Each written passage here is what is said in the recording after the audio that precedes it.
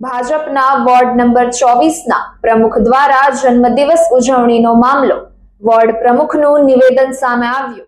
Ward number 24ના Bhajap પ્રમુખ પ્રકાશ ખેરનારે જાણી કોઈ ભૂલ નથી કરી તેવું જણાવ્યું।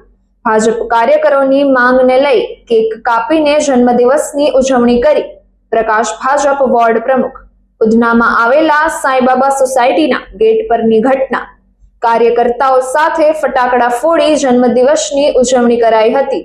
જાહેર માર્ગો પર જન્મદિવસની ઉજવણી કરવા પર સુરત પોલીસ દ્વારા મૂકવામાં આવ્યો છે પ્રતિબંધ। પ્રકાશ ખેરનારના જન્મદિવસની ઉજવણી બાબતે શહેર ભાજપ પણ ચૂપ। કાયદો બધા માટે એક સમાનનો દાખલો બેસાડવા માટે સુરત પોલીસ શું કાર્યવાહી કરે છે તે જોવાનું રહ્યું। આપણા મીડિયાની માધ્યમથી મેં કહેવા માંગુ છું કે જે કાર્યકર્તાની લાગણી અને ઉત્સાહ હતો અને જે કહે છે કે જાહેર રસ્તા પર બર્થડેની ઉજવણી નહીં કરવાની છે, સોસાયટીના પર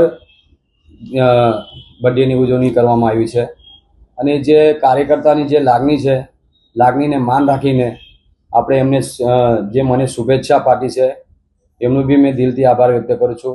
અને આપણાથી કંઈ મારા કાર્યકર્તાથી આ કોઈ બી અને તમે બાકી હીરો બી જોયા હશે, અલગ અલગ આંગણવાડીઓમાં અલગ અલગ જે બાળકો છે, અનાથ બાળકો છે, એમને કીટ વિતરણ કરીને જે આંગણવાડીના બાળકો નીચે બેસતા હતા એમને બેન્ચ આપીને અમારા જે અલગ અલગ એનજીઓ છે એમના મારફતથી મારા જન્મદિવસ નિમિત્તે બનાવીને એમને જે બેન્ચ આપ્યા છે એમને બી મેં શુભેચ્છા પાઠવું છું।